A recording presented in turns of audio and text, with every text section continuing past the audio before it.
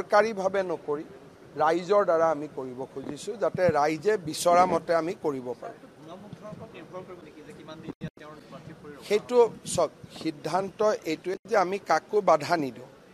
যিমান সময়লৈকে মানুহ আহি থাকিব সিমান দিন আমি ৰাখিব পাৰোঁ, কিন্তু যিহেতু এমব্লেম হৈ আহিব, শৰীৰটো কিমান সময় থাকিব পাৰিব ডাক্তৰে আমাক ক'ব। ধৰক যেতিয়া আমি সংস্কাৰলৈকে লৈ যাওঁ তেতিয়ালৈকে যদি বডিটো একেবাৰে বেয়া অৱস্থাত হয় তেতিয়াও মানুহে বেয়া পাব। সেইকাৰণে এইটো নিৰ্ভৰ কৰিব চিকিৎসকসকলৰ ওপৰত। ছিংগাপুৰত এতিয়া তেওঁৰ এমব্লেমৰ কাম চলি আছে। সি কিমান দিন শৰীৰটোক প্ৰটেক্ট কৰিব পাৰিব।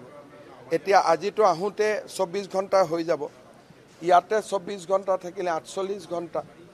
আমি ক'লোঁ আৰু এদিন বঢ়াই দিয়ক 72 ঘণ্টা। যদি যোৰহাটত লৈ যাব লাগে আৰু 6 ঘণ্টা। ইমান দেৰি শৰীৰটোৱে থাকিব পাৰিব নাই। গতিকে এইটো যিটো আমাৰ ডক্তৰসকলে আমাক যেনেকৈ ক'ব যে ইয়াৰ পিছত থাকিলে শৰীৰটো আমি সংস্কাৰৰ সময়ত একেবাৰে নাপামগৈ। গতিকে এই বস্তুটো ডিপেণ্ড কৰিব ছিংগাপুৰে কেনেকৈ শৰীৰটোক এমব্লেম কৰি পঠিয়ায় আৰু কিমান দিন শৰীৰটোক আমি ৰাখিব পৰা পৰ্যায়ত থাকোঁ। এটা প্ৰশ্ন এই মুহূৰ্তত হয়তো আমি কৰিব নালাগে, তথাপিও আমি ৰাইজে যিহেতু ছ'চিয়েল মিডিয়া বা সংবাদ মাধ্যমতো কৈ আছে বহুত এজাহাৰ ৰাজ্যৰ বিভিন্ন প্ৰান্তত কৰিছে। মৰিগাঁও থানাত শ্যামকানু মহন্ত আৰু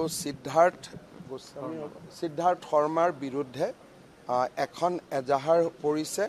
অসম পুলিচে এজাহাৰখন ৰেজিষ্টাৰ কৰিছে আৰু তদন্ত নিশ্চিতভাৱে হ'ব। যিহেতু FIR হৈছে, আমি তদন্তৰ আওতাত শ্যামকানু মহন্তও আহিব, সিদ্ধাৰ্থ গোস্বামীও আহিব, সিদ্ধাৰ্থ শৰ্মাও আহিব আৰু ছিংগাপুৰৰ যিসকল লোক শেষ সময়ত জুবিন গাৰ্গৰ লগত আছিলে তেওঁলোকো তদন্তৰ আওতাত আহিব।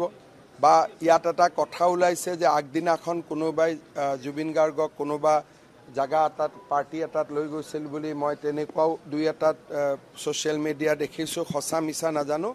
সেইবিলাকো আমি চাম। কিন্তু ছিংগাপুৰ কৰ্তৃপক্ষও ইতিমধ্যে ইনভেষ্টিগেশ্যন আৰম্ভ কৰিছে। গতিকে ইয়াৰ যিহেতু প্লেচ অফ অকাৰেঞ্চ ইণ্ডিয়া নহয়, গতিকে ক্ৰিমিনেল পাৰ্টটো যদি কিবা আছে ছিংগাপুৰৰ পৰা পাম আৰু অসমৰ পৰা লৈ যাওঁতে যদি কিবা বেয়া ভাবি লৈ যোৱা হৈছিল সেইটো আমি অসমত পাম।